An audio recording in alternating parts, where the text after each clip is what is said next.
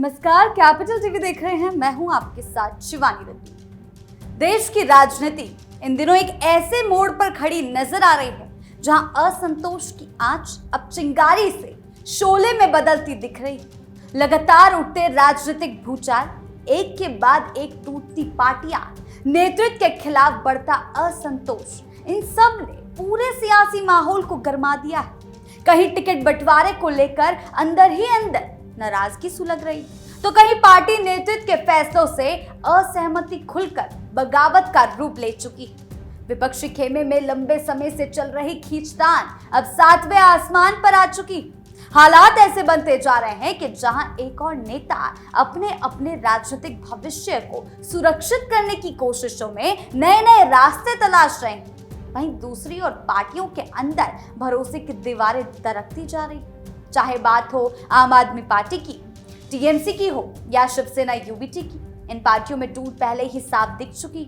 लेकिन कई और ऐसी पार्टियां हैं, विपक्षी पार्टियां हैं, जो इस समय टूट की कगार पर खड़ी हैं। कई तरह की बातें, अफवाह चल रही, लेकिन ये पार्टियां क्यों टूट रही और एनडीए में क्यों जा रही? लोगों के दिमाग में ये सवाल भी उठ रहा है। क्या ये पीएम मोदी अमित शाह की रणनीति का नतीजा है या फिर विपक्ष की राजनीति ने ही इन समस्याओं को खड़ा कर दिया है? क्या कुछ चल रहा है इन दिनों? कैसे इंडिया अलायंस की हर पार्टी अपना जनाधार खोती जा रही है? आइए जानते हैं विस्तार से। इंडिया गठबंधन में बगावत का तूफान, विपक्षी दलों में क्यों बढ़ रही है टूट? एनडीए की रणनीति या विपक्ष की कमजोरी? सबसे पहले अगर पार्टी में बगावत की आंधी की बात करें तो वो आम आदमी पार्टी में देखने को मिली, जिसने पूरे विपक्षी खेमे को बड़ा झटका दिया। एक साथ कई सांसदों ने केजरीवाल का साथ छोड़ दिया और कई तो बीजेपी में शामिल हुए। पार्टी नेताओं ने अपनी अलग राह चुनी और विकल्प तलाशे। पार्टी नेतृत्व से नाराजगी ने आम आदमी पार्टी को कहीं ना कहीं का ना छोड़ा और उनका ऐसा हाल हुआ जिसकी किसी को उम्मीद ना थी। आपको बता दें, आम आदमी पार्टी को सबसे बड़ा झटका अप्रैल 2026 में लगा, जब राघव चड्ढा के नेतृत्व में 7 राज्यसभा एमपीज यानी कि 7 राज्यसभा सांसदों ने पार्टी छोड़कर बीजेपी में मर्ज कर लिया। ये आपके इतिहास में उनकी सबसे बड़ी फूट मानी जा रही। राघव चड्ढा नेतृत्व से नाखुश थे, असंतोष जता रहे थे। केजरीवाल की सेंट्रलाइज्ड लीडरशिप, मूल सिद्धांतों से भटकने और पंजाब में सत्ता के बावजूद असंतोष इस फूट का बड़ा कारण बने, जहां पार्टी नेताओं को बिल्कुल तवज्जो नहीं दी गई और इसी कारण राघव चड्ढा के साथ साथ कई सांसद पार्टी छोड़कर चले गए और टूट सबके सामने आ गई। आप ये टेबल देख सकते हैं, जहां राज्यसभा सांसदों की गिनती में पूरी तरीके से उलटफेर हो गया और केजरीवाल कहीं के नहीं बचे। जहां एक तरफ राज्यसभा सांसद टूट चुके हैं, वहीं आगे चलकर लोकसभा सांसदों और विधायकों में भी टूट की अटकलें आम आदमी पार्टी में तेज होती नजर आ रही हैं। टूट कर बिखरी ममता बनर्जी की पार्टी। अब बात करें विपक्षी खेमे को लगे सबसे बड़े झटके की, तो वो है ममता बनर्जी का सत्ता से बाहर होना। सत्ता से बाहर होते ही उनके विधायकों और सांसदों में टूट की खबरें सामने आ गई। पश्चिम बंगाल विधानसभा चुनाव में हार के बाद ममता बनर्जी की पार्टी टीएमसी अपने सबसे बड़े राजनीतिक संकट से गुजरती नजर आई। विधायकों से लेकर सांसदों में नाराजगी देखने को मिली। पार्टी पूरी तरह से बिखर गई। ममता बनर्जी के सांसदों से लेकर विधायक ने उनका कॉल उठाना बंद कर दिया था। लोकसभा हो या राज्यसभा सांसद, बड़ा झटका ममता बनर्जी को दे चुके हैं। विधायकों ने विधानसभा का नेता प्रतिपक्ष बदलने का फैसला कर लिया। ऋतुव्रत बनर्जी के नेतृत्व को चुना, यानी कि बागी विधायक हो या फिर सांसद, वो विकल्प खोजने की कोशिशों में ममता बनर्जी का साथ छोड़ चुके हैं। उन्हें पता चल गया है कि ममता बनर्जी के साथ रहकर उनको कोई फायदा नहीं होने वाला। ममता बनर्जी दोबारा सत्ता में वापसी नहीं करने वाली, जिससे ममता बनर्जी को बड़ा झटका लगा। और इन बागी गुट में कुछ सांसद या विधायक ऐसे हैं जो ममता के बेहद खास माने जाते थे। सयोनी घोष, यूसुफ पठान, सुदीप बंदोपाध्याय, काकोली घोष दस्तीदार और कई नाम ऐसे जो ममता के काफी करीबी माने जाते थे। लेकिन उन्होंने बागी गुट में शामिल होकर ममता बनर्जी को बड़ा झटका दिया, उनकी बोलती बंद कर दी। और एक नजर आप इस टेबल पर डालिए, जो साफ दिखा रही है कि कितनी बुरी तरह से ममता बनर्जी की सत्ता जाते ही उनकी पार्टी कमजोर हो गई। जैसा कि आपने इस टेबल में देखा, जितने विधायक बताए गए हैं, बागी गुट तो अब तक ये भी दावा कर रहा है कि ये आंकड़ा जो है वो 64 तक पहुंचेगा। कई और मामले, कई और एमएलए असंतुष्ट हैं, लेकिन सटीक संख्या पूरी तरह से बदल सकती है। जो टेबल में दिखाई दे रहे हैं वो आंकड़े कभी भी और किसी भी वक्त और ज्यादा बदल सकते हैं। टीएमसी की पकड़ लगातार कमजोर हो रही है। 22 सांसद कम से कम उनका साथ छोड़ने वाले हैं लोकसभा में, बाकी 8-9 ममता के साथ रह सकते हैं, लेकिन विद्रोह की आशंका बनी हुई है और आगे चलकर और सांसद उनका साथ छोड़ेंगे। 3 राज्यसभा सांसदों के इस्तीफे के बाद बाकी राज्यसभा सांसद बचे हैं 10 में से और भी असंतोष का शिकार हो चुके हैं, असंतुष्टि जता रहे हैं। इसकी आधिकारिक पुष्टि नहीं हुई है, लेकिन फिर भी खबर ये आ रही है कि आगे चलकर ये आंकड़ा कई गुना और बढ़ सकता है और ममता बनर्जी के लिए बड़ी आफत का संकट ला सकता है। कितनी पार्टियों के और टूटने की संभावना? पश्चिम बंगाल के बाद विपक्षी खेमे में ये बगावत की आंधी महाराष्ट्र तक पहुंची। महाराष्ट्र में देखने को मिली शिवसेना यूबीटी के अंदर, यानी कि उद्धव ठाकरे को भी सांसदों से बड़ा झटका लगा इन दिनों। शिवसेना यूबीटी में भी ऑपरेशन टाइगर नाम का विद्रोह शुरू हो गया।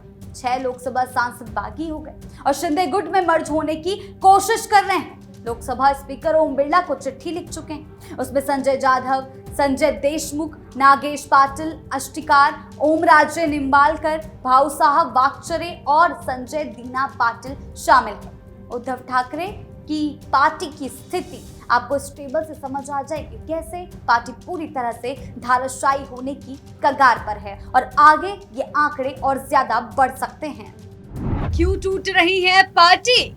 उद्धव ठाकरे की लीडरशिप पर असंतोष पार्टी में टूट का सबसे बड़ा कारण है। कांग्रेस के साथ ज्यादा नजदीकी, मर्जर के आरोप, बाल ठाकरे की मूल विचारधारा से दूर जाने का आरोप, शिंदे गुट की तरफ पावर और स्थिरता की तलाश कर रहे हैं सांसद। ये कुछ बड़े कारण हैं जिनकी वजह से पार्टी पूरी तरह से टूटती हुई नजर आ रही है। और कितने टूट सकते हैं? बात करें विधायकों की, जो 14 से 16 तक का दावा है, स्थिति बहुत तेजी से बदल रही है। पार्टी 2022 वाली टूट के बाद दूसरी बार बिखर रही है। संजय राउत ने इसे ऑपरेशन टाइगर बताया है और पैसे के लेन देन के आरोप लगाए हैं, लेकिन इस बात से इनकार नहीं किया जा सकता कि पार्टी धरातल पर पूरी तरह से कमजोर पड़ेगी और पूरी तरह से टूट की कगार पर खड़ी हुई है। बगावत का जो तूफान चल रहा है, आम आदमी पार्टी, टीएमसी, शिवसेना यूबीटी तो टूट चुकी है, लेकिन कुछ और विपक्षी पार्टियों की स्थिति भी ऐसे ही डगमगोल होती हुई नजर आ रही। महाराष्ट्र की ही बात करें तो उद्धव ठाकरे की शिवसेना यूबीटी के सांसदों में बगावत के बाद राजनीति गरमाई हुई थी। इस बीच बगावत का तूफान एनसीपी शरद पवार तक पहुंच चुका है। इन सब के बीच महाराष्ट्र के उप मुख्यमंत्री सुनेत्रा पवार और उनके बेटे पार्थ पवार के दिल्ली दौरे ने महाराष्ट्र की सरगर्मी को बढ़ाया। उनके 5 लोकसभा सांसद बागी होने की कगार पर हैं एनसीपी शरद पवार के। ये खबर लगातार बढ़ती जा रही है और अजीत पवार गुट एनडीए की तरफ झुकाव दिख रहा है इन सांसदों का। आप जरा एक नजर इस टेबल पर डालिए कि कैसे पूरी तरह से एनसीपी शरद पवार धरातल पर कमजोर पड़ सकती है। वहीं बात करें जो पार्टी अगले नंबर पर टूट की तरफ बढ़ती दिख रही है, जिसके नेतृत्व को लेकर असंतोष बढ़ता जा रहा है, वो है यूपी में अखिलेश यादव की समाजवादी पार्टी। अभी कोई औपचारिक टूट नहीं हुई है, लेकिन अगला नंबर इनका ही दिखाई दे रहा है। टीएमसी, शिवसेना यूबीटी और आप की तरह बगावत की अफवाहें इस पर भी जोरों पर है। यूपी के बीजेपी सहयोगी ओम प्रकाश राजभर, केशव प्रसाद मौर्य दावा कर रहे हैं कि 25 से 26 सांसद टूट सकते हैं, लेकिन अखिलेश यादव ने इसे बीजेपी का मनोबल तोड़ने वाला खेल बताया, बेबुनियाद दावे बता रहे हैं। इस बीच खुद रामगोपाल यादव ने अमित शाह को चिट्ठी लिखी, जो सुर्खियों का विषय बन गई। पार्टी के अंदर नेताओं को तवज्जो नहीं मिल रही, सांसदों का गुस्सा फूट रहा है। इनडायरेक्टली इन अफवाहों पर मोहर लगाते नजर आ रहे हैं खुद के सांसद उनके। ओपी राजभर ने तो सनातन पांडे को इनडायरेक्टली बागी गुट का नेतृत्व करता ही बता दिया। तो अगला नंबर समाजवादी पार्टी का नजर आ रहा है, क्योंकि समाजवादी पार्टी के सांसद भी अपनी तलाश कर रहे हैं अच्छे नेतृत्व की, ताकि उन्हें भी आगे चलकर मौका मिल सके, क्योंकि उन्हें भी ये बात समझ में आ रही है कि अखिलेश यादव के साथ रहने से कुछ होने जाने वाला नहीं है। और इसीलिए समाजवादी पार्टी के सांसद भी विकल्प चुनते हुए, विकल्प तलाशते हुए नजर आ रहे हैं। अगर बात करें अगली पार्टी की, जहां टूट सर चढ़कर बोल रही है, नेता प्रतिपक्ष का पद तक जा सकता है, वो है बिहार में आरजेडी यानी कि तेजस्वी यादव की पार्टी। इसकी शुरुआत 2025 के विधानसभा चुनाव से ही हो गई थी। पार्टी नेताओं ने साथ छोड़ा, इस्तीफा दिया, कई आरोप पार्टी नेतृत्व पर लगाए, असंतुष्टि जताई, लेकिन ये फूट राज्यसभा चुनाव के दौरान साफ देखने को मिली। मार्च 2026 में बिहार में एनडीए ने सभी 5 राज्यसभा सीटें जीत ली, जबकि आरजेडी 1 सीट जीत सकती थी। आरजेडी के उम्मीदवार अमरेंद्र धारी सिंह 5वीं सीट हार गए।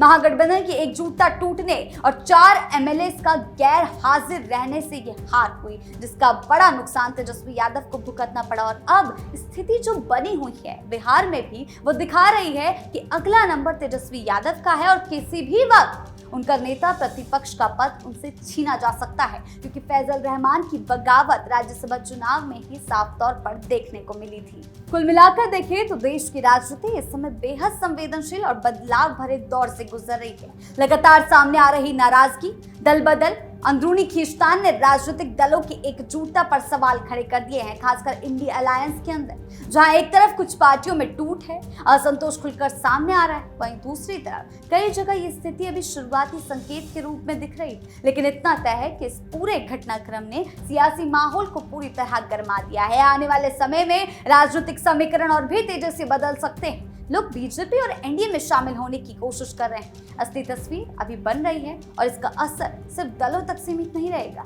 बल्कि देश की पूरी चुनावी राजनीति को नई दिशा दे सकता है और इंडी अलायंस को बड़ा झटका मिलने वाला है। आपकी इसको लेकर क्या राय है, हमें कमेंट सेक्शन में जरूर बताएं। वीडियो को लाइक करें, शेयर करें और चैनल को सब्सक्राइब करना ना भूलें। धन्यवाद।